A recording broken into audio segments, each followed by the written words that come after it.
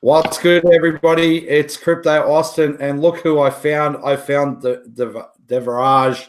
Say hello to everybody. Hey guys. All right, so let me just get the live chat up and going. Hope everybody's doing really, really good. It's Friday morning here. It looks pretty overcast, actually. So, but should be a good day. Let me just get the live chat up and going, and then Friday morning. There we go. This should be good to go. So how are you, man? Yeah, pretty good. Pretty good. I mean, I haven't been I've been kind of working and stuff. I have my regular job as like a therapist and that, and I run sort of groups and things and things, screaming and shouting therapy and stuff like that. And so I haven't been able to give arbitrage in a lot of time. It seems to have been a little bit quiet is my perception over the last week or so, and just kind of a price kind of, you know, still a bit of volume, price rocking down a bit, a few developments happening and that kind of thing. So yeah. I made a little video early today, but I haven't made so many recently. Yeah, I saw you made a video because I just got up. We were supposed to start this live stream 2 hours ago, but my alarm didn't go off. Can you believe it? It's unbelievable. No, that's cool, man. The developments from arbitraging are good, you know, but the auction just went actually live about 12 hours ago. I don't know who went into the Hall of Shame yet, but you know, it should be interesting to see how many people actually sell their A-bots in the auction or want to get out of ARB, but I'm not touting too many. I think at this time it doesn't make too much sense for a lot of people to get out of ARB because price is so low. What do you think about that? Well, a buddy of mine is strongly thinking to get out. He's a bit on the edge, and I can understand people wanting to get out. I guess, you know, it's like they came in when there's one kind of laws or rules maybe about how it was operating and stuff like that, and then and that changed, you know. And so I can understand some people feeling like, hey, I just want to get the fuck out, but I don't know how. I don't know. I mean, it's interesting, you know. To me, it's mostly interesting, really, because I don't think you've ever seen anything like this on a platform before, where you can sell, you know, you can sell your investment basically. So I'm kind of more intrigued to see what happens when it actually goes live. Will we get any figures for how many is being sold, you know, and who's doing what, how much are they getting for them? Are people buying, you know? I hate to kind of hear about how many people are selling and buying and that kind of thing. Yeah, I'm not sure how they're gonna do that. My thought on it is I think the way it's going to work, this is just my own opinion or thought or whatever, is I think that it'll be based off like how much you put into ARB, you know, did you game the system, you know, like how much have you made already from ARB, all those kind of things. Maybe it won't be based on any of that stuff, but that's kind of what I was thinking in the beginning when I first heard about the auction. But I haven't actually had a chance this morning when I got up. I know it sounds weird because you're in the UK and I'm in Australia and you're hearing me say the morning, but but I'm thinking, you know, I don't know how many people are actually going to get in, but I'm sure there are people that are actually going to take that auction, the option for sure. You know, they're going to want to just get out of ARB. But, you know, I don't know if it's a wise move or not, but, yeah, it's up to people. But we're going to find out, I guess, in, you know, soon what the data is. Because I think if you click on the tab, people can actually have a look and see what bots are in there for sale or auction. Oh, yeah. Yeah, that'd be interesting, because that's actually the bit that interests me more personally. Is not so much who's going to want to get out, but how many people are going to want to get in, because it must be quite a good deal. If you fundamentally believe in the platform and you believe in David, for example, as I do personally, then I reckon some of these bots must be a pretty good bargain. basically. Simple as that. I mean, they must be quite a bargain. Maybe you can get like a $30,000 ABOT for like 15,000, 10,000. I mean, that's like, that could be a very good investment. Of course, there's a level of risk, but I mean, it is crypto. It's risky, but I think it's worth thinking about. I agree with you. I think if I could get an ABOT, because I've been thinking about it. I was talking to Adam about it yesterday. Adam Hull, we talk a lot, but I was like, man, if you had like 3,000 or 2,000, I bet you could get a bot for about 10. You could get a 10 grand bot. I bet you get one. So I think that people will be thinking about picking up those cheap bots. I think they will be picking. They will be thinking about picking them up. Someone just said loads of whales will be buying them up. Well, I mean, it's definitely, the thing is for me with arbitraging, it comes in this kind of heavy bear market that we're in, and everyone's still trying to talk it up, but that's how I see it. And I'm not some kind of analyst, but it comes down to the personalities a bit and the people behind the platforms and how much they're willing to really fucking fight at the end of the day to keep something going. And my sense of David is he's quite a fighter, and that's what you need in this kind of market. So I think if you're thinking of getting in, then, buying one of these ABOTs isn't a bad idea in many ways. Yes, it's a risk, but as long as it's money you can afford to lose, it could turn out to be a really sound investment. Yeah, I agree. I mean, look, we all know the closet and the, we all know, like in the last 3 months, arbitraging's been, there's been a lot of shit show going on, but, I think the month of March, because it's just turned the 1st of March today here, but I think March could be a month where we could really see ARB really turn around. And the reason I'm saying that is because of Pro Trader coming up. Sorry, I'm mincing my words because I'm just waking up. But, Pro Trader coming out. Then you got MBot 2.0 coming later on. We got other things coming out as well.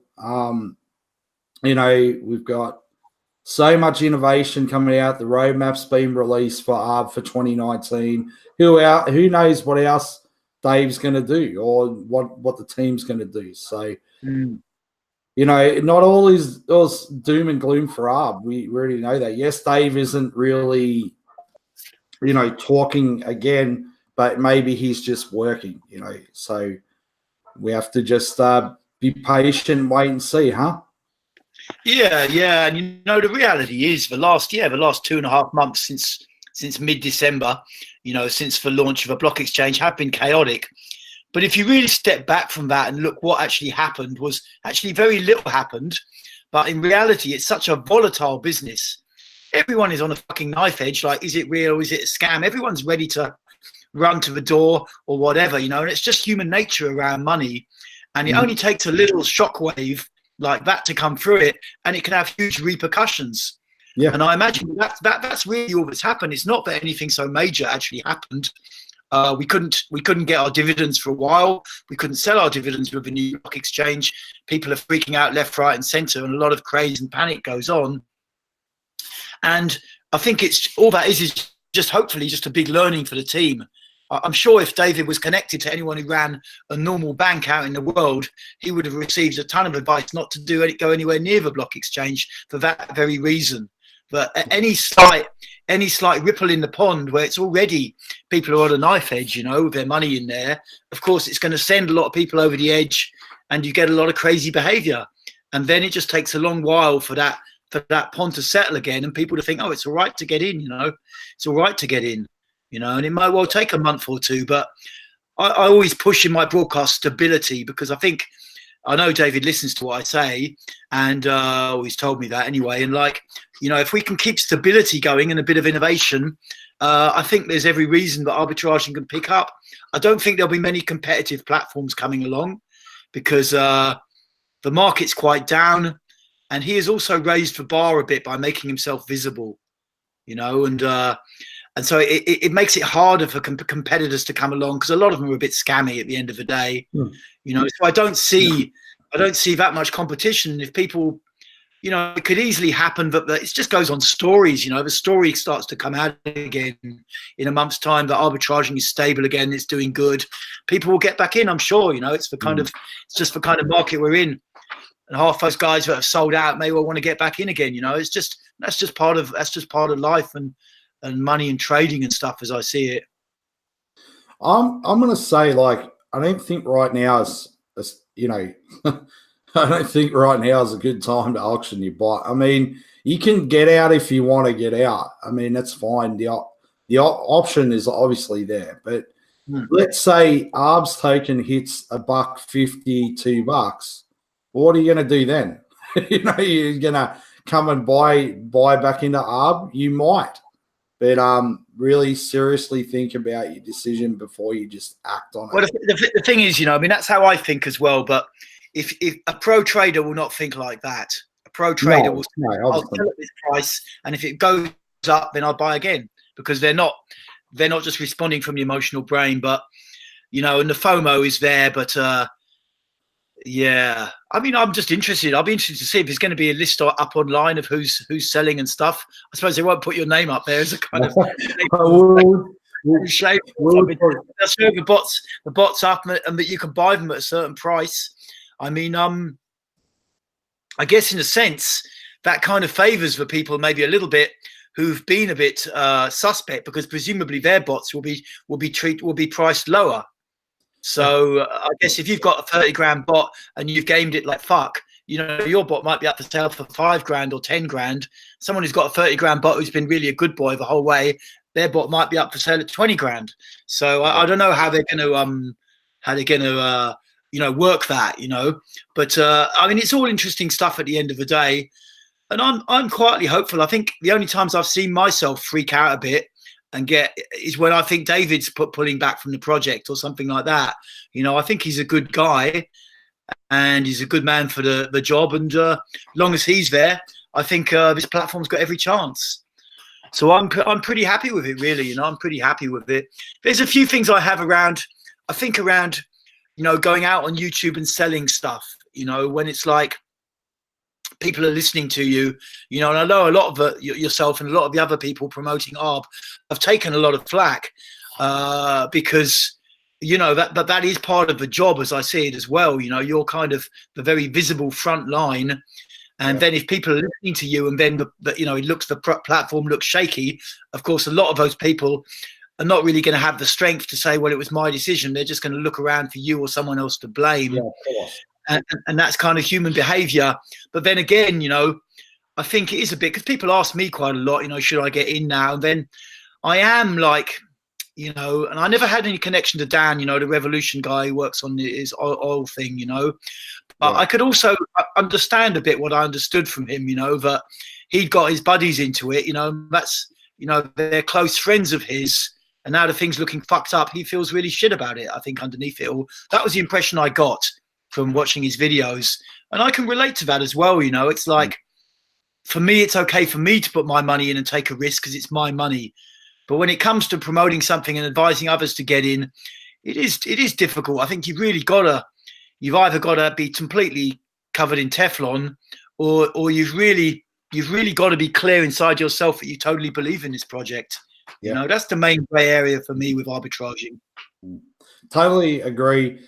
When it comes to crypto and introducing people to say something like ARB, and I don't do it a lot in the real world, but if I am, you know, having a conversation, you know, with friends, and they're like, you know, you got anything going on? Like, yeah, I don't really want to tell you about it because I don't want you fucking turning around to me, you know, something goes AWOL, you know, and blaming me for it. So, you know, if you get in, it's completely on you.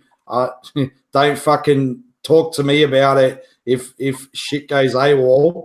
You know, I tend to kind of stay away from too much. I don't like to too much talk to people in the real world about platforms in crypto, because we have seen a shit ton of them go down the toilet, in the last 12, to 15 months. And, it's very difficult to find something that you can really trust and rely on. But all my personal experience with ARB has been somewhat, for the most part, positive. My personal experience with when I went to the state uni, for the most part, except in the last 3 months or so.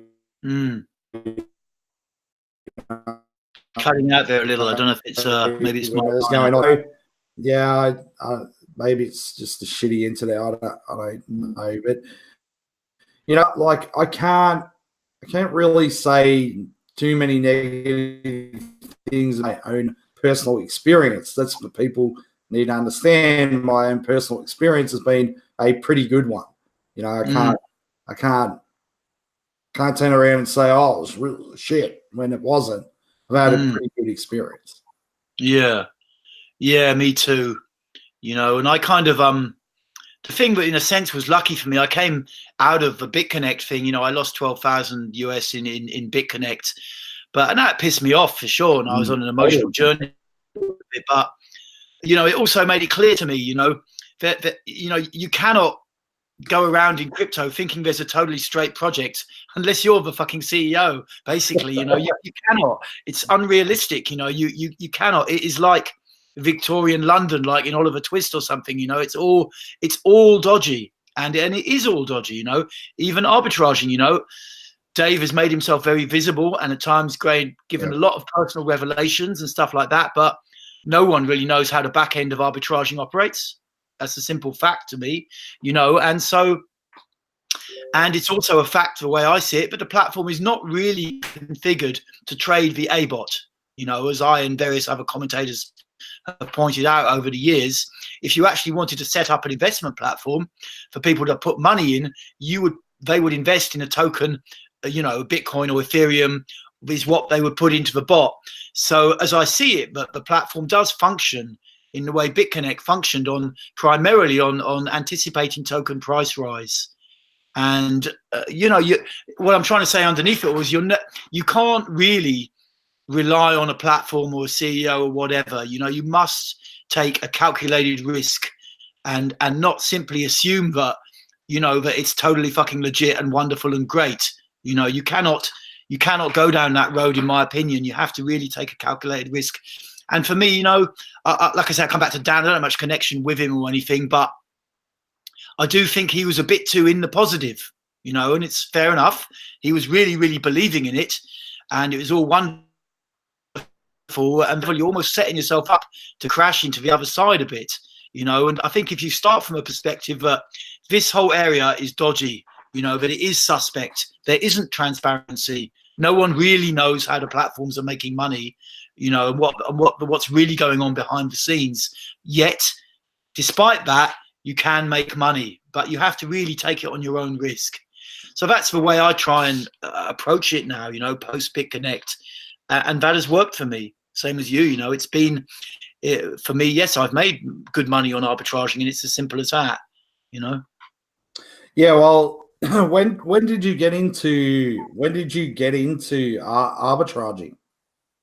Around the end of April last year. I heard about it from Clover, and I'd heard about BitConnect from him as well. I never blame when it goes down or anything. I wasn't, part of my mind would go there, fucking bastard or whatever. But I know myself in these heavy emotional situations a bit. I've been through a lot, so it's like I know to take responsibility and go through the emotional journey. Yeah. But I got in shortly after it started and started with just put a toe in the water. Then you think, oh, it still looks all right. A week later, a couple more toes. Then I had a bit of money in. Then the price jumped up to $3 at one point around May. Put the whole fucking foot in. Yeah, then you put more in, and I never jumped right in, but I put a bit in, and I've always taken money off the platform as well. I've never done 100% reinvest. Good news, mate. So I'm always kind of hedging a bit, But I don't know. I'd be upset if it just crashed or something like that, and I don't think it's going to scam out in any way. But of course, you don't know what could happen. People could just lose confidence and it becomes non-viable. It's also possible. I'd be upset about it, but at the same time, I don't think it would be too too bad for me. You know, it's like, yeah, fuck it, I'd lost money, but anyway, you know, I mean, I think it's, I think I wouldn't, I think I would be okay with it somewhere. You know, it's like I've had a good run, I've made some money.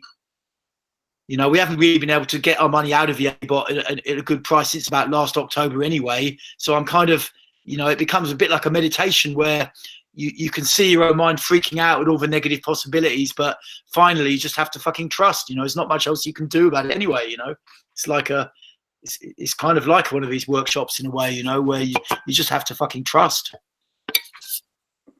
You know, the thing is, like, okay, think about it from a logical standpoint. You know, logic. Use logic now. Okay. Yeah. If David and that we're gonna go. Okay. Use your brains, people. Yeah. if he was gonna go, then why the hell would he even bother going on to 2 other exchanges?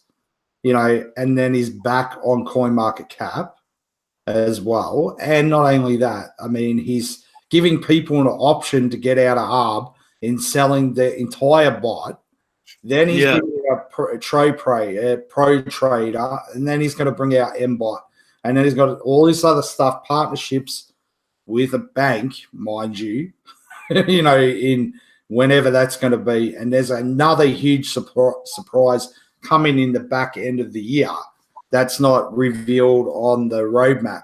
You know how if you look at the roadmap for 2019, there's two spots that are blank, but the one in the back end of the year is blanked. You know, that's going to be huge. Huge. So, you know, like, yeah, okay, they might, you know, but I'm not saying they will. But, you know, even if you're a person looking from the outside in, think about it. It's common sense. Yeah, I mean, you know, there's no way I think Dave's a scammer, you know, just to get it clear. You know, I don't suggest that ARB is going to scam out. It makes no sense to me whatsoever. And I've been a bit of a dodgy character in my time, you know. Yeah. So I don't see that. But nevertheless, for markets down, you know, all over, you know, I mean, the fact is the platform could become non-viable. It could. You know, it's not in it. You know, it's working hard now to get everything back together, and that's good. Yeah. But of course, it could fold, you know, without any scamminess at all. You know, I mean, that can happen. But you know, I'm hoping that it doesn't, basically. But, you know, I'm not under any illusions that this is an easy business to be in. No, you know, it's not. No, man. I mean, it definitely not. I mean, I think in crypto, like, some of the most dodgiest people on the planet are in crypto. And then somebody will turn around and say, yeah, you're one of the most dodgiest one. You know, like, if they actually had a conversation with me, like a proper man-to-man conversation, they'll actually know that, you know, they would know what I'm really like. I mean, I reached out to you and we talked, you know, several times. And even I told you stuff, you know, about gas and just different things. So, you know, this fucking crypto space, man, like, people just fucking, you know, at each other's throats. That's why I just don't bother anymore. Well, yeah, I mean, it's one of the things of the internet, hey, that people can just write horrible comments. You just flick their fingers a little bit, and that's that. And then they're insulated from it. You know, they're using a false name or whatever you call it, an avatar behind that, you know, and then you get a lot of shit dumped on you from people who don't even, you know, not going to stand up and have a conversation to you face to face. No, mate. Part of a digital age, but I absolutely don't see you as any kind of a scammer, Austin. You know, I don't. You know, simple as that. Well, I appreciate that. You know, people know my real name because I got doxxed twice. It's just ridiculous. But anyway, that's that. Hey, just want to address something in relation to Trace. I did not block him. Let me make that very, very clear. Maybe one of my mods blocked him, but I don't know. Trace, you know, if you see this video, reach out to me, mate, in Telegram, and we'll sort that out, right? So anyway, that's now addressed. Yeah, but moving on to that, you know, I appreciate you saying that because, I really, really am not. Like, I haven't stolen anybody's money. I haven't even, never ripped anybody off. The people saying that, man, that's just cop out because, I'm an easy target. And, I talk about like, I don't even have a fucking referral link. I've never had one fucking publicly, put out. But yeah, a lot of my accusers, they do have referral links to other shit or other, BitMEX and other different things. I never put my referral link for ARB up ever. I've never put it up publicly, ever, So if I was wanting to scam people, don't you think that I would just shill it everywhere? I've never shilled it, not even one time publicly. Not that I can remember. Maybe I did once. I can't remember. I am 41, so maybe the memory's getting a little bit screwed. But you know what I'm saying? Yeah. Yeah, man. I see you as a straight up guy, man. It's not. I think, I don't know. Even in the space of people who are out there selling and promoting, I don't see so many. I don't know. I'm trying to work in my mind. My mind's also pretty old. Through the other people that are out there kind of promoting ARB on and off, and I can't think of any off the top of my head who I really think are just out and out shillers. Who are just heartlessly doing it. They're people who've got YouTube channels and they're out there promoting products and bigging them up, but they're not really, like, as I see it, out there to scam people in some ways. Not the guys around arbitraging.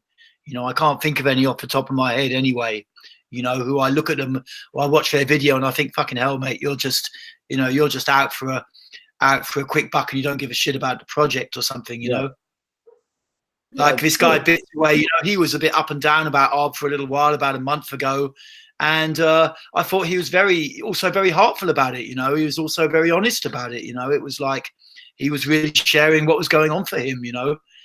They're straight up honest people who are for the most part looking inside and owning their stuff, owning their own reactions and just trying to be honest about things.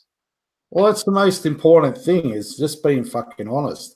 And people don't really know me, and then they judge me, and based upon, I talk about ARB and then I have a go back.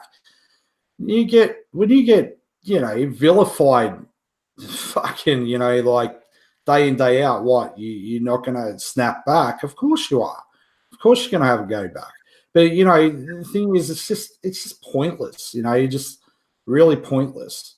And then you get videos made about you every day. I mean, it's just fucking stupid. I mean, it's childish behavior. So that's why I can't be fucked with it anymore. I just move on and just do my thing in crypto, man. And that's it. Yeah.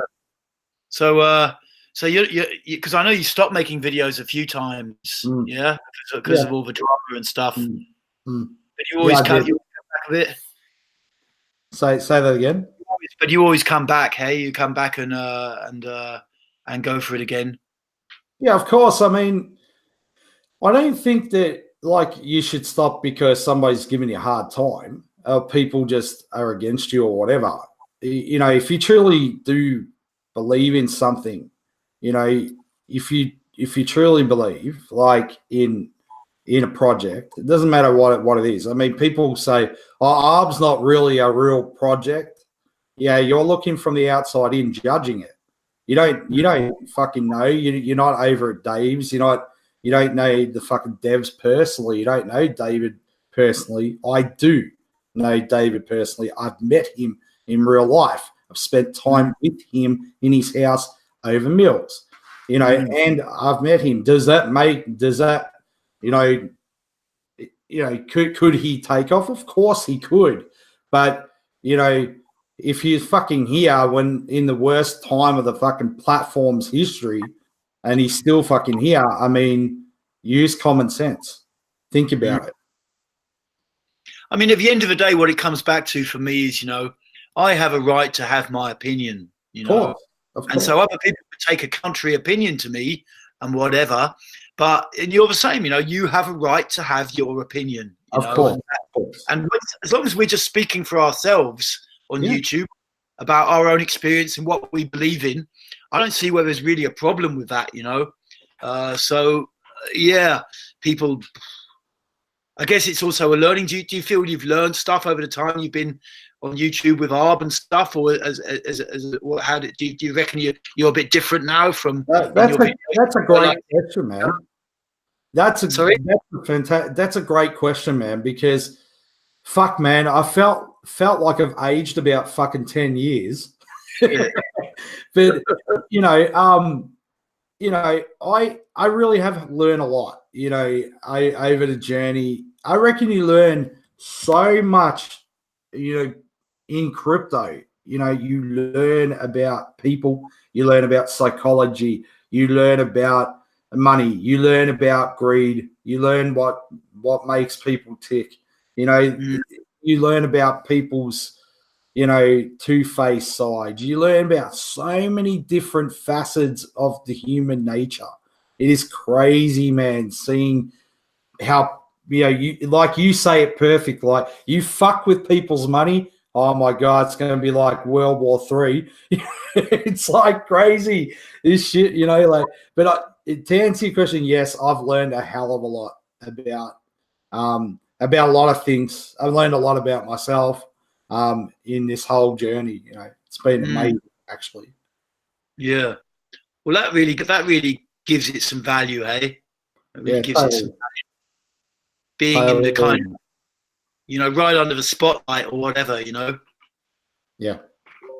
And what else are you into these days, man? You into any other projects, or are you into any other crypto stuff?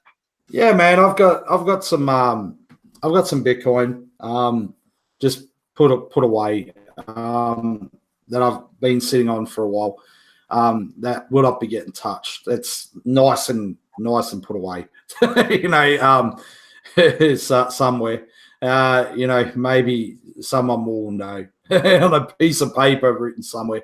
That only someone that I know personally has access to it in case something happens to me. But I'm very, very cautious what I get into crypto. Like you said, there's how many things can you fucking really trust? I mean, I've seen projects that look fucking amazing and they just turn out to be shit. They don't go anywhere. They don't do anything. They just go around in fucking circles on a merry-go-round and they give you every promise in the world and then don't go fucking nowhere. So I don't take my money too often and get into too many things. Pretty much, if I was going to say get into something, I would say just buy Bitcoin and stick to Bitcoin, or buy up maybe the top 5 cryptos and just sit on them. And wait. I know we all love that passive income, but if you kind of like to play it a bit safe, even if you buy crypto, it's like the ass can fall out of it at any time anyway. So I think if you're gonna buy crypto, buy Bitcoin and just sit on it. I'll buy top 5 cryptos and just sit on them for long term, and eventually they're gonna go up. But playing the game that we're in this genre, in this kind of space, it's fucking dodgy as fuck, mate. And you got to be careful what you put your money into. Never put more than you're willing to lose into that, or learn to day trade or swing trade. Which I'm going to be doing later in the year. I'm going to be exciting things to come with that. What's swing trading then? I've heard of that before, but I don't know much about it. Swing trading is when you buy low, sell high. So it's pretty easy, man. I mean, it's still speculation, but you can use TA, technical analysis, to kind of figure out indications where to enter and where to exit. But even still, it's not guaranteed. You can still get fucked up doing it. But it's stressful. But, if you watch how, crypto goes, you familiarize yourself with it, you kind of learn. I mean, a lot of people get in BitMEX, but even still with BitMEX, you can really get rear-ended with BitMEX long. and the market shifts one way real quick and you get liquidated. Yeah. I'm actually myself, I'm not really, in crypto, I'm not really holding anything. I got some Digitex rather, this other thing that a few of the old people are into, and some Markcoin and stuff, which I'm not very happy with. I just sold my NRG. Otherwise, I'm not holding anything. I'm in a Forex bot trading program, which I've been watching for a couple of months, and that pays about 10% a month. And then you have to pay a little bit of fees out of that. But I'm thinking of sticking a few more grand in that and maybe seeing how that goes for a while. The thing with a crypto, I was in Scavenger Bot for a while. I don't know if you heard about that one, but that was good. But then sometime in December, the market fell like a stone and everyone's accounts got wrecked completely, So it's too manipulated, really, the crypto thing, which is open to manipulation. There's not the volume like the big Forex markets. And I'm no big kind of trader, but I like the idea of a bit of passive income. And I don't mind taking a bit of risk, but I'm not really going to do any trading. I tried that before, but I'm not really the right type for it. I don't really want to stare at a chart of candlesticks all fucking day trying to work out if it's doing the Chinese whatever, and where to buy and sell and stuff. It's a bit, I think I've tried it, and I don't think it's really for me. I see some guys on YouTube doing that, Crypto Face and Tone Vase and all these kind of people, they seem to really know what they're doing, but I don't think it's for me. I like these platforms, really. It's just that they all look a bit, it doesn't seem like there's much happening really in the platform space, but I can see, there's Arb and there's Nova, and there's a few other projects being planned and copycats here and there, but I haven't seen anything big really come along. You seen anything big come along? Not really. I see different things come along all the time, and I wouldn't put a dime into, any of them. I wouldn't put a cent into any of them. I've always said, and the only one, and I can't, mate. I can't, and I'll never get into it. But I have to respect Neighbor Chain for the fact that they're still here and they're still paying people out. I have to give them that much. Am I ever going to get into it? I can't, mate. It'd be, very remiss of me to get into it, and I'd feel like I'd be betraying the ARB community to do that. Right. Well, Nova also, you see, it's been, their token price has been at 130 to get in and out of their Rex bot for quite a time, but the token's only about 40 cents. So it's the same situation as with ARB now, where it has been paying out pretty good for the last couple of weeks. I've got a bit of money in Nova, and I was a bit down on it, but I think somewhere they pulled away because they were kind of following ARB, everything ARB would do. Then a month later, it was like Nova would do it, But then when the blockchain came out, then they somewhere started to go down a whole new road with Rex 2.0, and then they pulled back from that, and they seem to have developed a bit more of their own identity. So, it's an interesting little platform and stuff. And the fact is, once you're in them, and then you're getting so penalised to get out, unless you're desperate, I ain't gonna get out. I'll just sit and take my income, each day. Yeah. Simple as that. So it's okay, Nova, but there's nothing kind of new and exciting coming out. Evo AI seems to, I don't know. I don't think it's a good environment for the platforms at the minute. The tokens all going down in price. They're not going up in price. And I think at the end of the day, it's all a bit of a smokescreen. You have to keep that token rising slowly up in price. And if you can't do that, it's very hard for these platforms to be viable. Very, very hard. I think for Nova in particular, they anticipated a token price rise. They came along at the end of BitConnect, and BitConnect was not a Ponzi. It had the token price rising all the time, so they could pay out from that. No problem. They assumed that, and the reality is Nova probably worked fucking hard to keep that platform going, I imagine, because they're not configured to really trade. You're always taking in your own token. What can you fucking do with your own token? You've got to take it on your own exchange and change it back to ETH or Bitcoin before you can do anything with it. So you've got to make double the profit now before you can trade it. It's like, well, you could take the token and flick it on the water. It'd be about what you can do with it. But, look, I have to give them credit for being around. Like, they're still around, and, they do pay their investors. People can get money out of their platform. Is it a scam? I can't say that it is and it's not. You know, Mm. I have friends in it, and I have always said just pay my fucking friends their investment, and that's it. You know, and if they can get money out, that's all that people ask for. You know, they trust your platform, they invest in it, they believe in what you want to try and do. At least fucking do the right thing and pay them. You know, return the faith in kind. If you know what I'm saying. Yeah, yeah. No, they're going. I mean, they've been going over a year now, so yeah, I think they're learning stuff. You know, I think they're learn. They were fighting to survive. My instinct is for a while. They were copying arbitraging for a while, and now this Jason guy struck out on his own a bit and said, "Right, fuck it. I can't go on copying and following other people. I've got to get my shit together and really make this platform work." They don't say things like that, but that's my sense of it in the background, just from what I hear from them. And I don't know if that's true or not, but that's my sense. They're trying hard, but like I say, until the platform's back up, rather until the tokens back up to the price you can get out at, not many people are going to get in. Same with ARB, you know, token prices. The floor is I think 0.01 ETH, you know, for the token price. Yeah, that's correct. $1.40, you know, the same as with Rex, $1.40.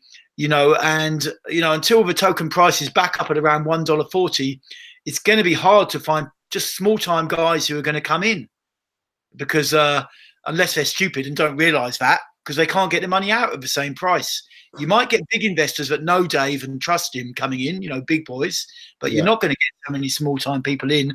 You've got to get those token prices up to get the investors interested. So I'm hopeful it all happens. I think it eventually will. You know, I think it eventually will. The reason I say that is because of the innovation that they're preparing. You know, they're preparing a lot of stuff. If we don't hear from David, man, it's probably a good indication that he's actually working in the background. Yeah.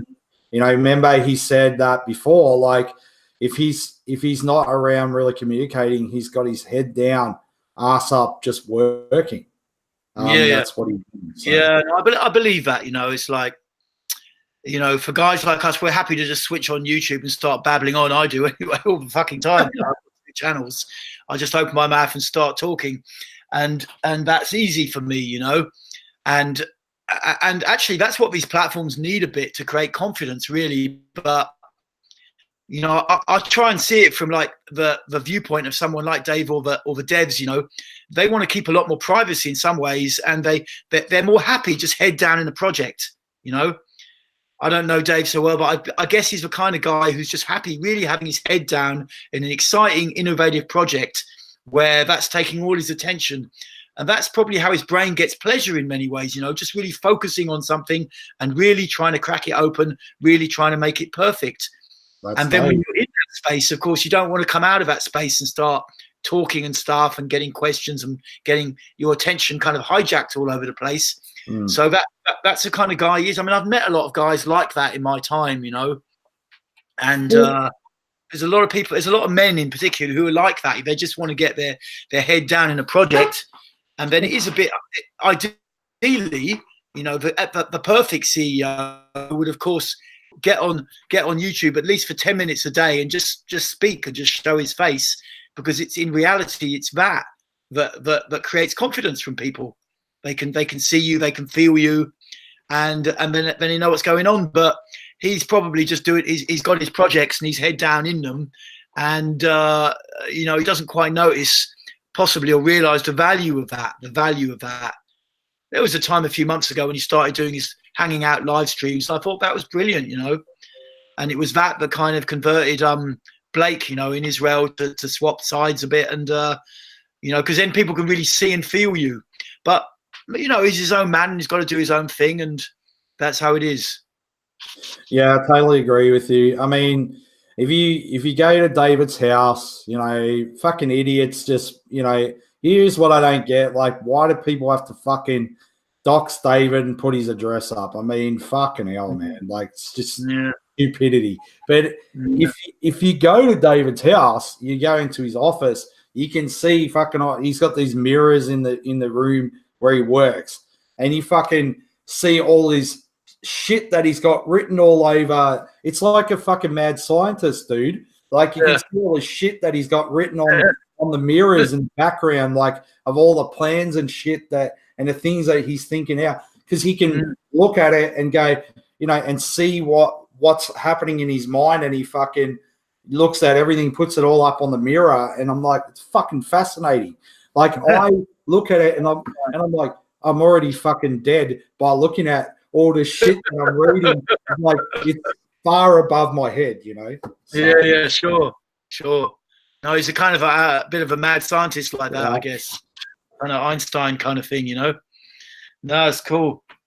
Yeah, but I must admit, I heard all that shit happening around December, January, and you had to move house or something, and I think that's bad. But the brutal reality is, if I was running with one of these platforms, I'd expect the fucking same. I mean, when BitConnect went down, I mean, you don't know who's got money in this fucking platform. Maybe some dodgy fucking American or Chinese businessman and just wants to hire some fucking hitman to get you shot, And I would not get involved in one of these platforms, and I'm interested in that kind of stuff, but it's a big fucking risk, it's a big fucking risk, to put your ID out online, because at the end of the day, the platform might fold and you might not be scamming out. It might just be fucked up by something else. Yeah. And you got 10,000 investors wanting to fucking kill you, looking over your shoulder for the rest of your bloody life. It's like, who needs that shit, I don't know what happened to half those BitConnect guys, but I bet they're looking over their fucking shoulders, and it's like, is it really worth it at the end of the day,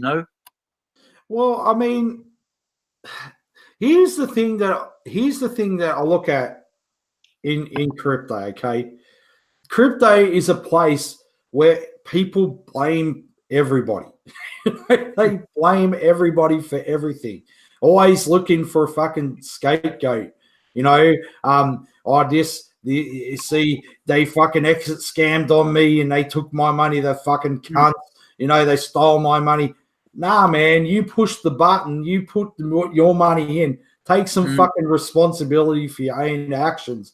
Stop blaming everybody for your own downfalls or your misfortunes. I understand that you got fucked.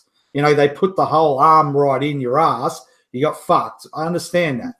But, it's not, you put the money in, take some responsibility for your own actions instead of blaming everybody else. I'm not going to, I'll be the first one, if anything was to ever happen to Arb. And I'm not saying it is, because they'll run with that and say, oh, I told you Arb's going to exit scam. They'll say that, right? But I'm saying I'll be the first one to come out and say, I'm sorry. But, at the end of the day, don't fucking invest in it if you don't believe in it or you think it's shoddy or whatever. Nobody's twisting anybody's arm to do anything. You get in because it's your decision. Yeah. No, it's true. It's true. Totally true.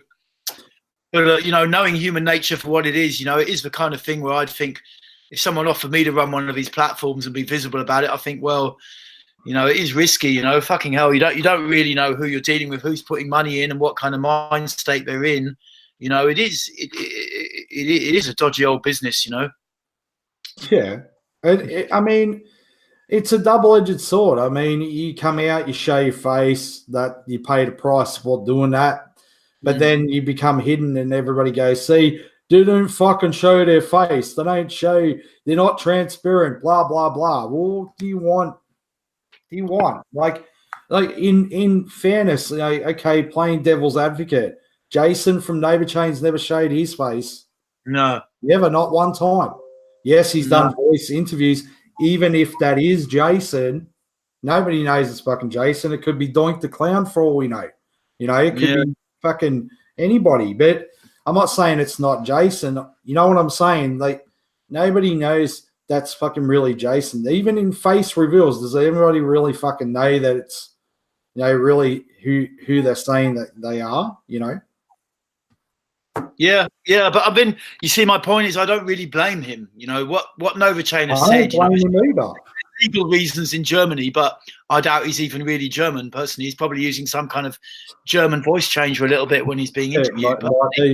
I honestly, I'm not running him down because I don't blame him. I don't blame him because you don't know who's investing in the platform, right? And it's a major fucking risk to put your identity online like that, you know, running one of these things, you know.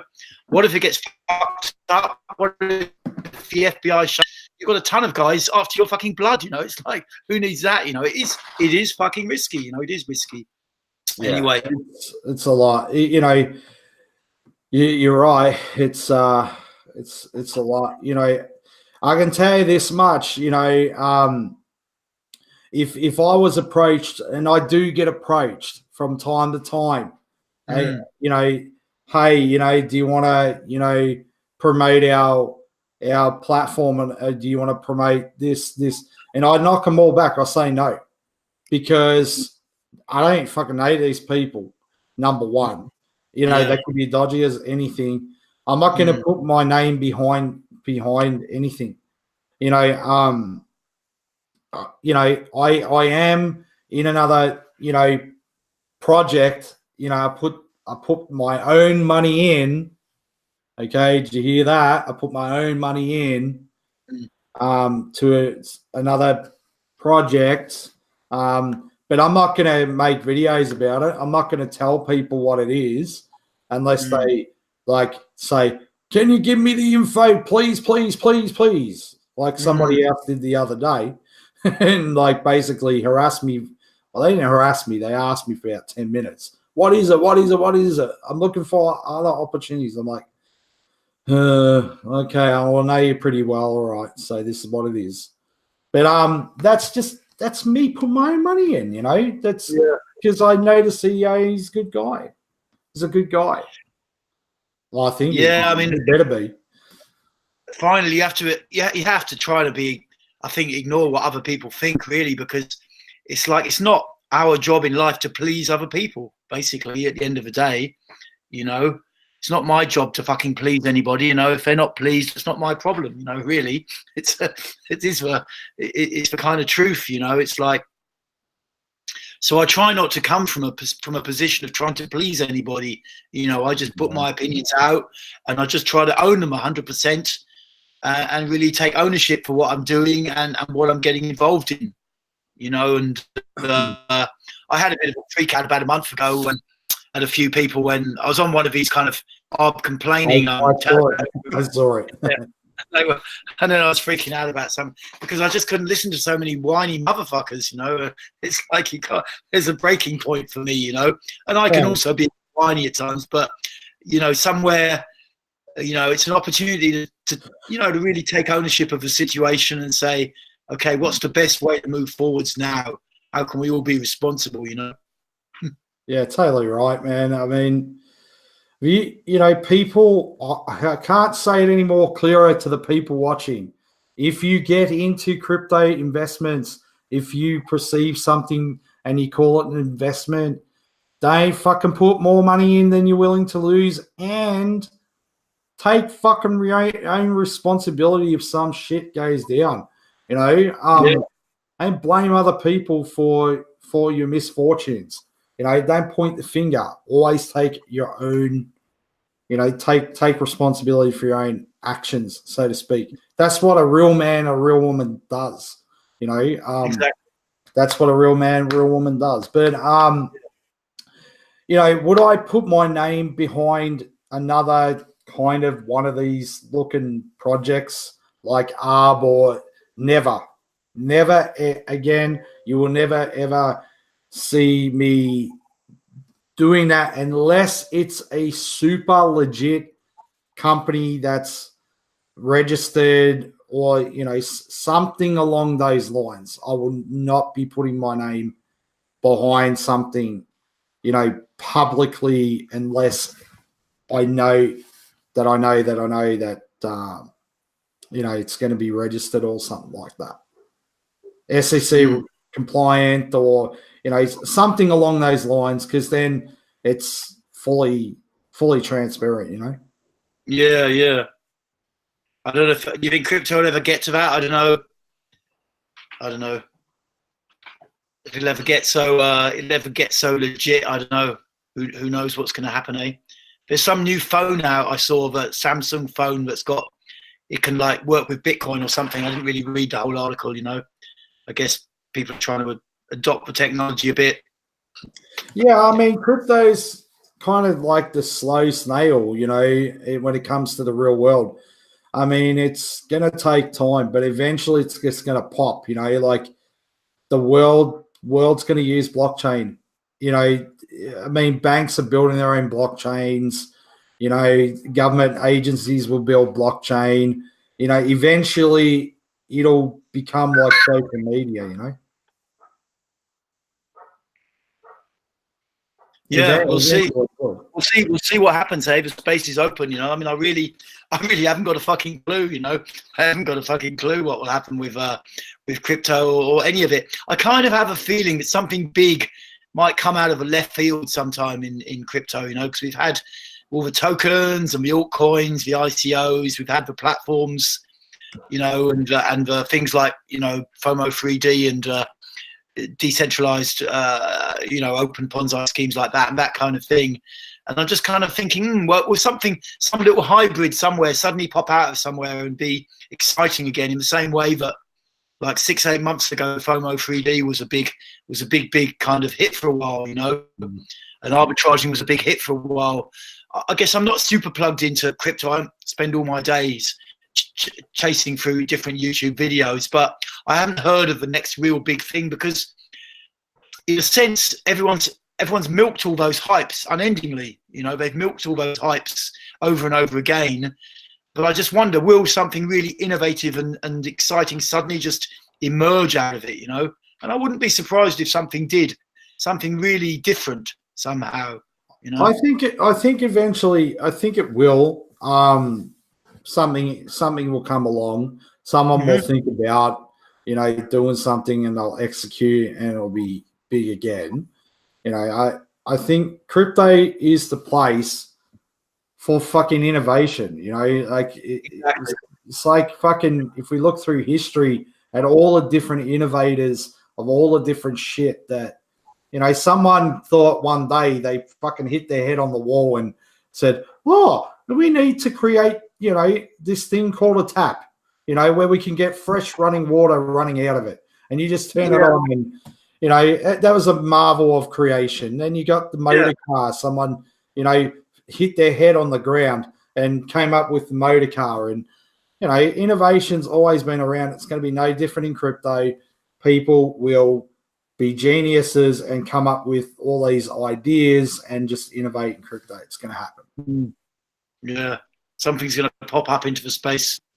Are we getting any chat there, Austin?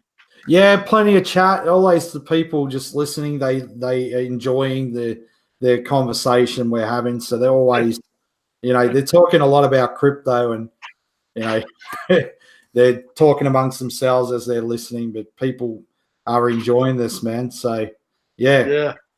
You haven't got Janet Johnson on there. I always get her on my streams. It's supposed to be Saint, really.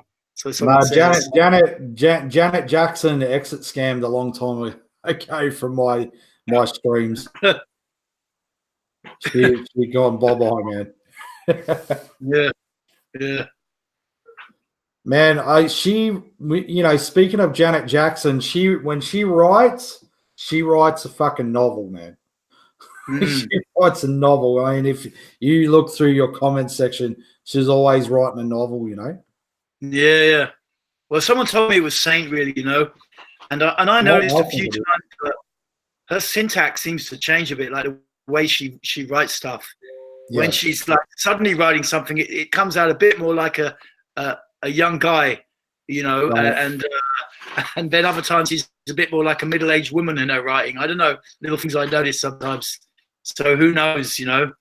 But I try to be polite to people anyway, you know, and just listen to their points. And end of the day is, you know, we've got a right to our fucking opinion, and we have, you know, like, I don't know, some of the, you know, the things that I see a bit like this Vat Martini guy, you know, with his kind of review of arbitraging, you know, and like, I don't know if you saw that about a month ago. Yeah, I did, and I never commented on him because he's always, you know, kind of having a go at people. You know, it's what bugged me a bit was, you know, it's like, even, you know, because even Saint, when he started, and I don't really follow Crypto Saint so much, but he could be quite abusive about at times, you know, make really kind of, I thought, really personal comments which were unnecessary. And I don't know, he seemed to lay off that a little bit. I don't know what he's like these days. I haven't followed his streams recently, but I think anyone can fucking criticize. It's okay, you know, to say what your honest opinion is. There's no real problem with that, you know. But like, you know, what happened with this Vat Martini guy, it's like he's got his opinion and his bits of evidence, but it's a scam, and then he uses that to just dump a load of abusive shit on people. You know, it's like, Yeah, it's, you know, it's not on really, you know. And someone else he kind of done the same job, the same thing with, had threatened, you know, said he was going to go and take him to the YouTube kind of tribunal, you know, and try and get him barred, and that shat him up a lot because you know, he doesn't want to get YouTube on his ass, and they can give you some quite strong, they take you offline or whatever, you know, if they think you're being abusive, you know. And it's like, I don't know, that's the bit that bugs me, you know. I don't mind about negativity or people being negative or whatever so much. Of course, it's not so wonderful to listen to all the time, but if people are just being honest about where they're at, they're just being honest about where they're at. But when people get abusive with it as well, that's when I think it's crossing a line. And you know, it's just unnecessary. It just shows a kind of a weakness of character somewhere, you know. Yeah, totally. With having your opinion, there's really nothing wrong with, you know, having an opinion. It's totally fucking fine. But you know, I think the opinion of people, you know, is sometimes if they have a vendetta against ARB or any project for that matter, if they got something against it, it's never going to be unbiased, bro. It's always going to be very biased one way or the other. It's like, I'm always going to be loyal to ARB, so of course I'm going to be fucking biased. you know, but I've had a personal good with arbitraging. What do you want me to say? Fucking bash it? You know, of course I'm going to be biased because I've had a great experience with ARB. You know, my experience has been good. You know, and I've done okay with. Is it right? Probably not. But I've fucking retaliated to, you know, people and stuff, and you know, still to this day, you know, I get personally attacked. And anyway, it is what it is. But you know, I kind of, you know, in relation to Saint and Captain.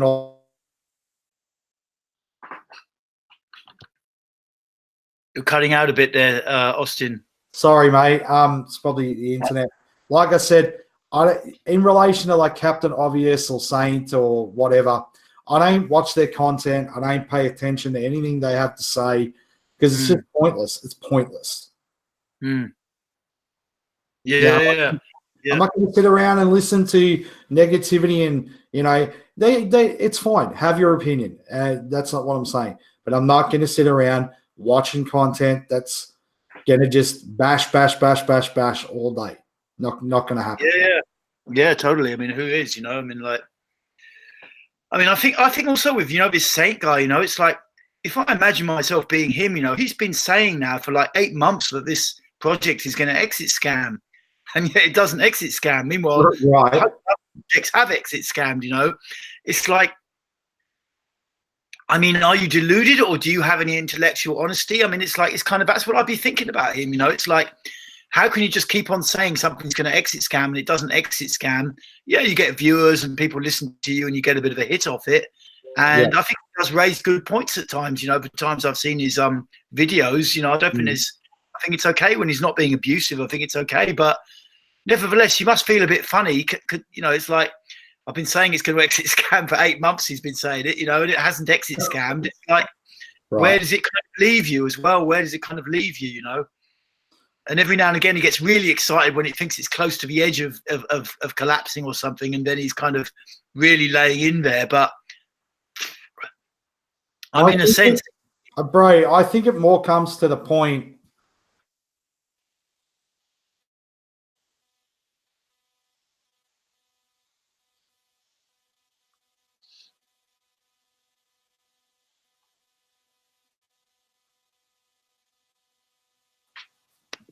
Sorry, bro, I'm back. Dropped out. what I was going to say Yes, is like, what are you going to do? Like, okay, like I said, what happens if Arb's here for another 12 months, 2 years, 5 years? I'm not saying it's not going to be, but what happens if it is? You know, are you going to continue on with this charade saying Arb's going to go, it's going to exit scam, it's going to – come on, man. It's like, are you going to continue on with this charade? Okay, you're going to say what you truly believe, but well, it would be interesting. You know, I don't follow all of Saint's video, we shall see.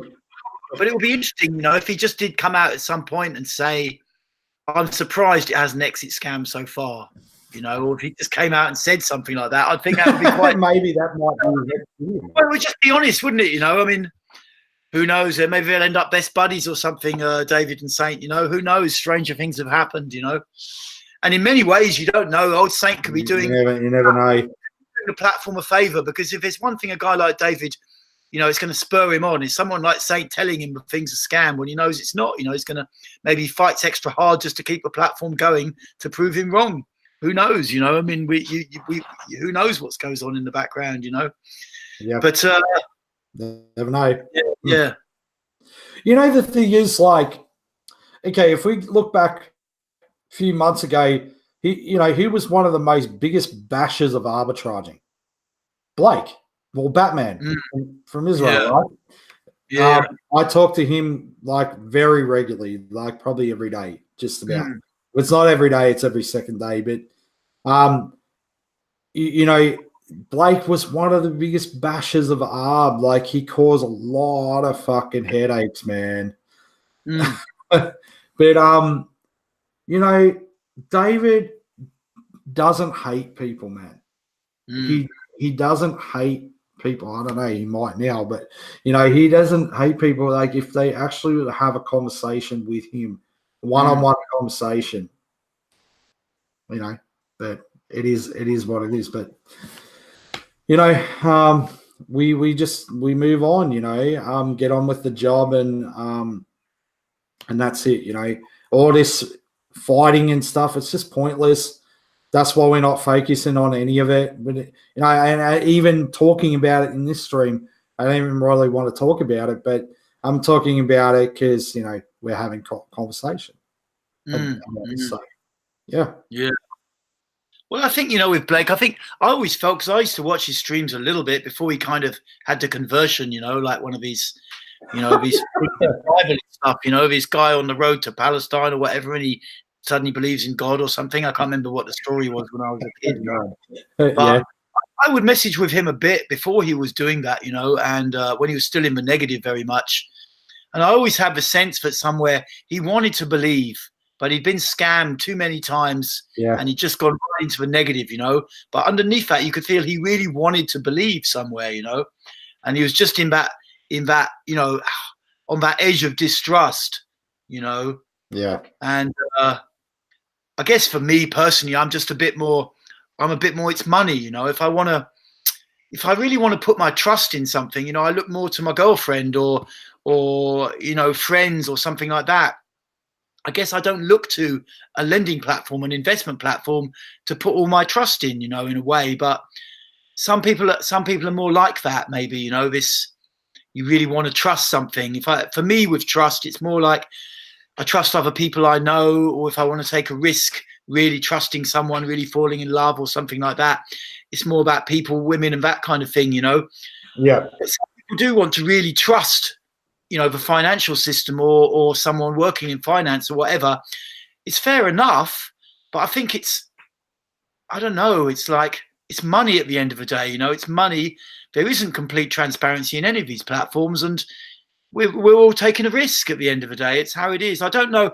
I'm a little bit confused about some of people's reasoning in it somewhere, but I see with guys like Blake, they really want to trust someone. They really want to trust someone, and then they can move forwards. But I just hope it doesn't all end up fucked up and he ends up in another bad state of beating himself up, thinking he should never have trusted or something, you know, and that kind of thing. Yeah. I understand when people don't know, like David, you know, I've been one of the very privileged, lucky, fortunate people, whatever the fuck, you know, who've had that privilege to spend time with David personally one-on-one. I've been lucky in that respect.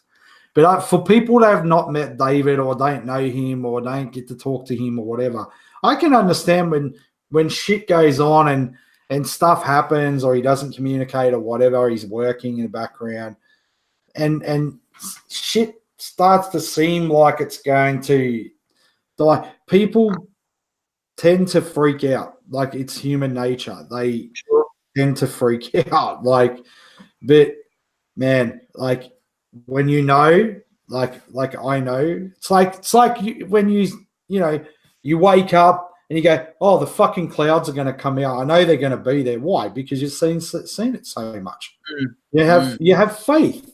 You have faith that the cloud's going to be there. You know, you have faith that you know, you get in your car, you put the key in, and it starts up. You have faith. Well, it better fucking start up. You know, you put the key in and start it up. But you know what I'm saying? It's like it's hard when you it's hard when you kind of blindly investing or you don't know. You know what I'm saying? Mm-hmm. Yeah, that's it. You know, it's hard. It's hard to trust. You know, it's hard to trust a platform, and in a sense, I kind of avoid that word even in my own mind. You know, when in the same sentence as money and finance. You know, I just try to take calculated risks and hope for the fucking best at the end of the day, basically. You know, rather than saying I super trust. I also see with he puts it out a little bit like that. You know, because it was, and he does give it a slightly cult-like kind of feel by the way that he does it, you know. So it's like that is a little bit what goes on, but because in my own personal life I've been around cults a bit and stuff, so that doesn't freak me out really so much, you know. It's more like I still just take my own risk, you know. My name Devaraj comes from being a former, or still quite into Osho, you know, as an Indian guru and stuff like that back in the 70s and 80s and that kind of thing. So I don't mind about cults and that kind of thing. And I see with David, he's a little bit in that category. He likes to start up his own kind of slightly financial cult. And in a sense, that's been a little bit his undoing, I think, because he has at times over-relied on his belief that everyone will just follow him. Yeah. You know, and I think that was quite prevalent in December with the block exchange. He really wanted to try the block exchange. It was his new invention, but it was very hard to try it because in reality, not everyone was just going to follow him.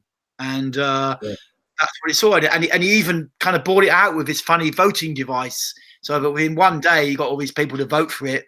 Of course, about 3 days later, they probably wish they hadn't voted for it. But like, you know, that's how it kind of went. But he'd already got it by then. But I see that he plays around with some of his kind of little bit cult-like associations with the platform, you know. So it's a little bit of him, you know. He likes the community, you know. He likes the community and the community with it. But also, and I think that's where it goes a little bit, for me personally, a little bit wrong at times, is that the community wouldn't be there unless people are getting passive income. You know, they haven't come. It's not a personality cult, you know, in the same way that gurus or, you know, weird nutters in foreign countries start these personality cults up.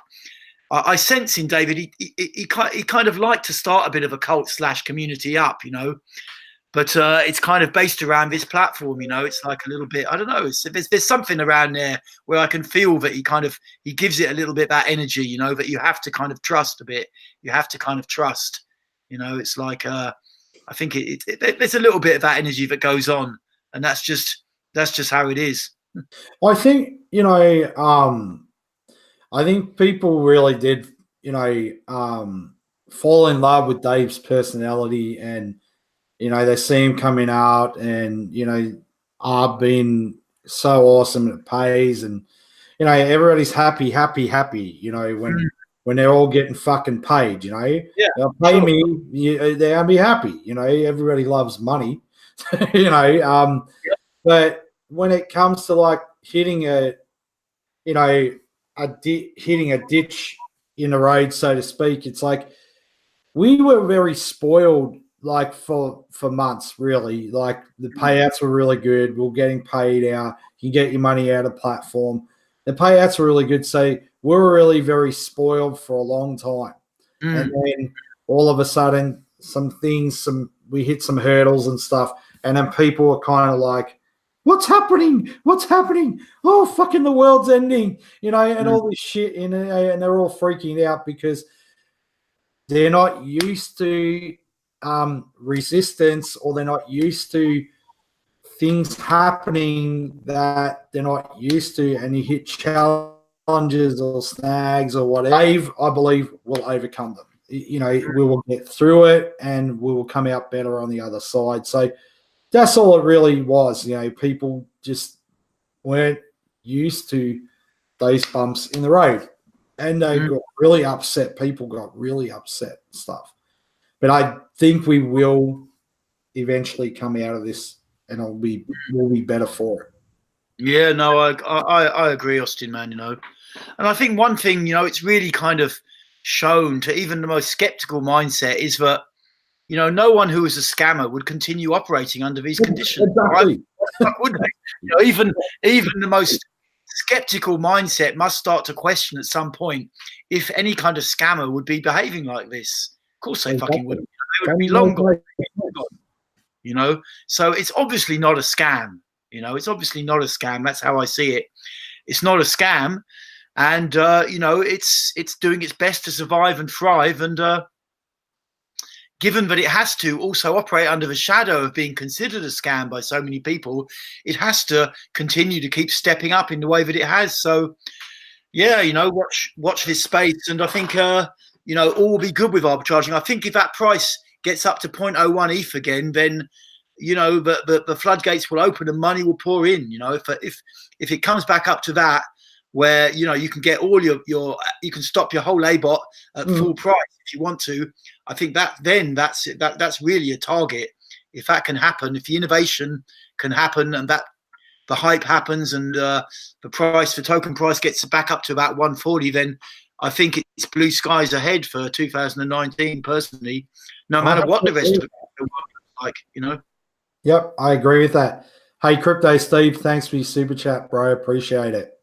I agree. Like if the price goes back to $1.36, or as you say, 0.01 Ethereum, I believe, I have full faith that eventually it will. People think that it's not going to go back there. No, I think that it will. And I think that the innovation that's coming is going to help that happen. I think with the things that are coming, I think it will. And I think now, this being below, kind of close to being below ICO price, 36. Think about this, man. If you had 10 grand right now and you took that 10,000, you put it into ARB, you bought ARB tokens, you're going to go into ABOT at $1.36. You're buying at 36 cents. It's a no brainer. Yeah, okay, when you go to, cash out and you sell the tokens, whatever, you're going to sell that for 36 cents. Maybe you get a pump and it goes to 50 cents, 60 cents. Man, I mean, it's free money. Free money. So it's not really free money, but it's, you know what I'm saying. Next best thing. It's like cheese and crackers and caviar, Yeah, it's the next best thing to free money. I mean, I reckon, there are people looking and thinking about it right now, There are people looking and thinking about it with big money in the sidelines. I wouldn't be surprised. And I think as long as we can have stability through March and some, this bit of innovation and things coming out, a little bit of movement upwards in the token price, and I think people will come in, some big money will come in.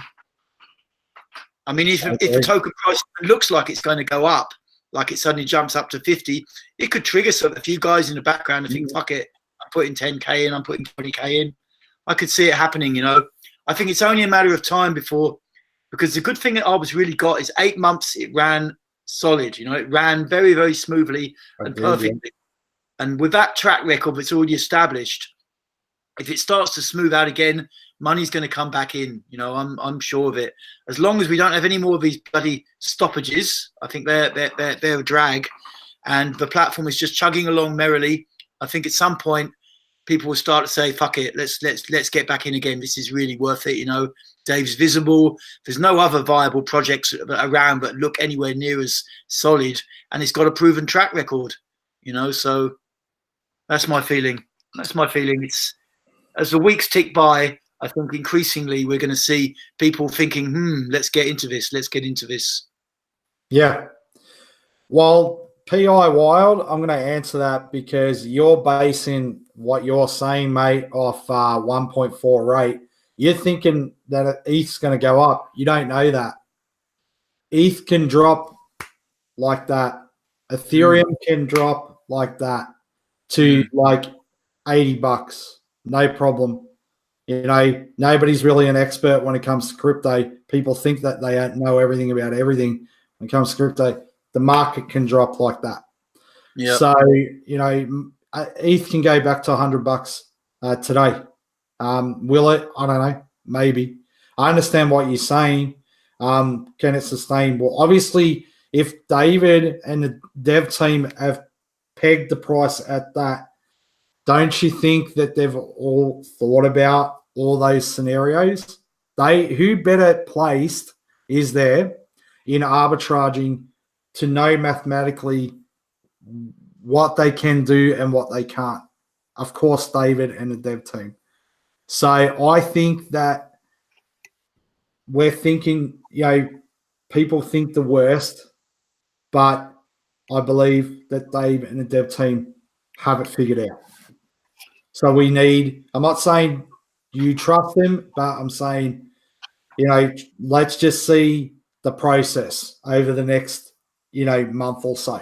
Let's see what innovation's coming. Let's see what marketing's coming. Yeah, and I hope that kind of answers your question, but yeah, I hope it does. So I think it's got. The thing is at the end of the day, as I see it, is that they can protect the token price and get away with it. In the sense that since I think late October, the stop ABOT price came in. And, at times the token price was riding well under the stop ABOT price, which was up around $8, $10 for a long time. And the fact is the majority of punters wore it and money still came into the platform. Yeah. Only when the daily dividends got fucked that people really started to kick off. So the reality is that you can protect the token price without even having to be totally transparent about it and say that the token price is a big part of the platform. So right now they're protecting the token price. They're limiting how you can stop the ABOT, and they're limiting the amount of tokens that come out of the system each day. And as long as they can protect their token supply, they can weather out the storm. That's the bottom line. They can weather out the oasis. They can weather out the desert. Whatever the right metaphor is. It's like times are hard, that because they can protect the token price and reduce payouts, and people will wear it. Basically, it means the platform can keep running until the interest and the confidence picks up again. Simple as that. So I don't think it's under any kind of major threat. I don't see that it's under a major threat. If it had to pay out fully every day, or if it had to, by some way the platform was constructed, had to allow people to stop their ABOTs at full value, then the platform could get fucked. I've no doubt about it, because it couldn't withstand a huge loss of confidence and people wanting to take their money out. But the fact is, it's not like a normal bank where, they can't, they have to shut the doors and hide inside in the end. But with ARB, the basic reality is that you can protect the token price and protect your own token supply from the bot. And because you can do that, you can weather out a storm, so that is the bit that it's got, that many punters, of course, don't really like, and doesn't make it an attractive platform while it's doing that. But because it can do that, it means it isn't really at risk of folding. It's not really at risk of folding, basically, as I see it. I mean, look, man, I don't want to compare, because apples and oranges, right? But man, like every single time that I've withdrawn Ethereum from arbitraging, bam, in my wallet, bam, every time that I've requested a withdrawal, bam, in my wallet. 2 hours later, hour later, half an hour, 12 hours, doesn't matter, it's there. Within 24 hours, I have had a great experience with ARB. I look at, other platforms in the space, like GoEX. Let's talk about GoEX right now. I've been told that people right now cannot get money out of GoEX. They're fucked. People saying, oh, no, it's not going anywhere.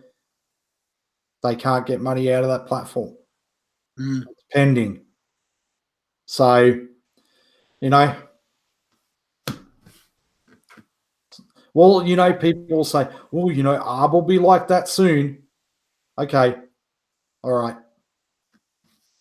Well, people say that, but I think it could probably weather out a storm of many months. Dave's tied the price at 0.01 ETH for a reason, because that's the bottom line. He probably figures, he can keep going for 3 or 4 months, maybe 6 months, maybe even a year. That with the token price where it is, as long as he's got that as the bottom, as long as he's got that as the bottom, he only has to pay out at 140, even if the token price drops to 5 or 10 cents. Yep. So it means the platform can just keep running throughout even extremely negative conditions. Well, David said it clearly. He said it clearly. He said it. It's all about sustainability, and why did you what do fucking people in ARB want? You want it to be here today and gone tomorrow, or do you want it to be here for fucking 5 years? Make your choice. So if sustainability is the most important thing, and you're getting paid, and you can still make money, well, I mean, I'd rather be here sustained for 5 years, man, than it to be getting a quickie, and then going to the fucking brothel and getting a quickie, or having long-term love making is the exactly better, exactly. So, yeah. And David's got, but he's really, by putting his face up online, even though it's not his real name, he's put his skin in the game, as they say in America, big time. It's like, it means basically you can't pull out. You can't really fucking pull out, because if you pull out and it collapses or something gets fucked up, it's very, very hard. You've got to have a ton of people chasing after you and fuck knows what. He's really committed on that level. He's committed. He's branded himself to it basically by putting his face on YouTube and doing that, which a few other platforms have done that since then, but very, very few, So, yep, I think he's the man to watch and the man to follow. And as long as he's involved, I think it's got the best chance of surviving and thriving again. I think in a month's time we'll be seeing some good news.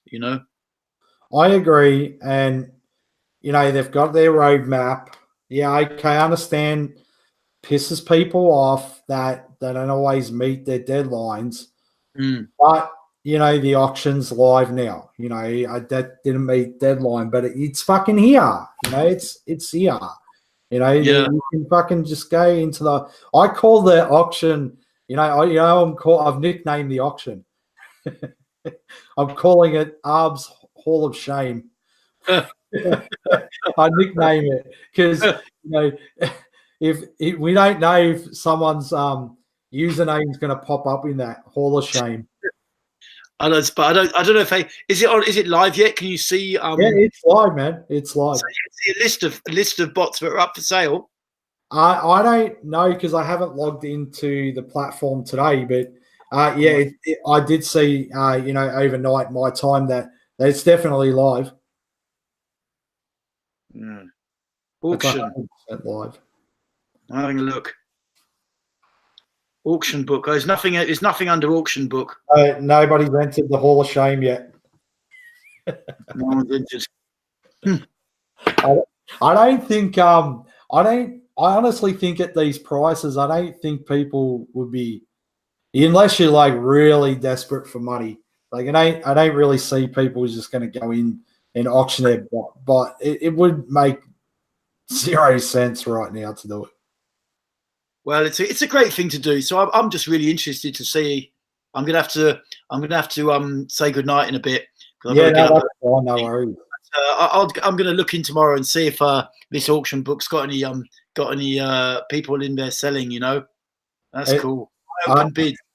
I think it's going to be hilarious. Who's going to we place bets on, like, we have a flutter on, like, well, place bets on, like, who are we going to who's going to be the very first person to enter the Hall of Shame? Who's it going to be? It's it's going to be interesting to see who's going to take that plunge. Hey, Ian J, how are you, man? Yeah, it's going to be interesting to see how that's gonna go. Yeah. No, it's fascinating stuff. I said it before.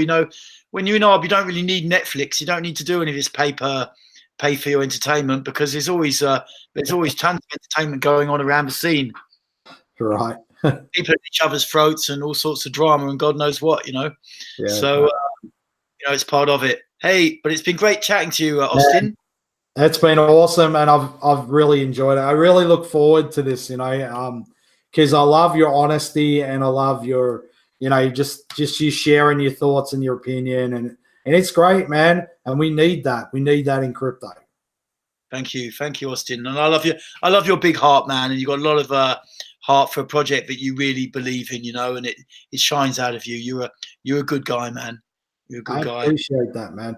So I will show your YouTube channel so that everybody can subscribe to you. But thanks so much for being here, Devaraj. I know it's late where you are, and I immensely appreciate your time. My pleasure, man. My pleasure. Cool. We'll do it again sometime, hey? Yeah, totally, man. I'd love to do that. We'll do it again in the future. Yeah, definitely. Okay. Bye for now. Catch you, mate. Yep. So that was Devaraj, man. That was a fascinating conversation, man. That was awesome. And I knew it would be good having him on and getting his perspective on a lot of different things. He's one of the really good, honest people around in our genre and in our space. And he's a great guy. Please subscribe to Devaraj's channel, Daily Passive Income. I will post a link after the live stream to Devaraj's channel. He's an absolute fantastic guy. One of my absolute favorite YouTubers in the space right now. Love watching Devaraj's content. Really good. So please subscribe to Devaraj's channel. Let me see if I can actually get it up now for you guys, and I'll post a link in the live chat. So just bear with me a second, guys, while I get that up. But I hope everybody's doing really good. Just bear with me a second, guys, while I get that up. Here he is.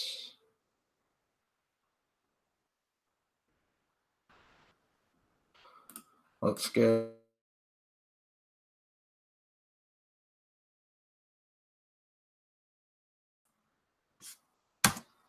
That's it. But yeah, please subscribe to Devaraj's channel. He's a fantastic YouTuber, really a great guy. I have a lot of respect for Devaraj. Really, really, really good guy. So the stream was really good. I really enjoyed doing this today. I never know how these things are going to go, but I never plan to do these streams. I always do them on the fly because they're the most organic and they're the best. It's the best. But today we had a couple of trolls, and I didn't ban anybody today. I'm not just gonna ban people. It's just stupid. But as long as they're pretty respectful, they're going to get banned. If they just bash, well, then it's a different story. But for the most part, we just let people enjoy the stream. All right, peeps. I've got to go. I've got a meeting to attend to, and I've got to actually to attend to. So, thanks very much. Thanks very much. Thanks everyone for being here in the live stream. I appreciate it, and I've got a big announcement coming next week, guys, as well. I've got a huge announcement coming on my channel next week. So make sure that you watch out for that. This is going to be a huge announcement. Something is going on with me, a really big announcement. I'm super excited about it. I am going to announce that next week. And, you know, yeah, my Apple cider vinegar is going good, man. I'm taking it. I had a day off yesterday because it's pretty rancid, but I'll be continuing that journey today.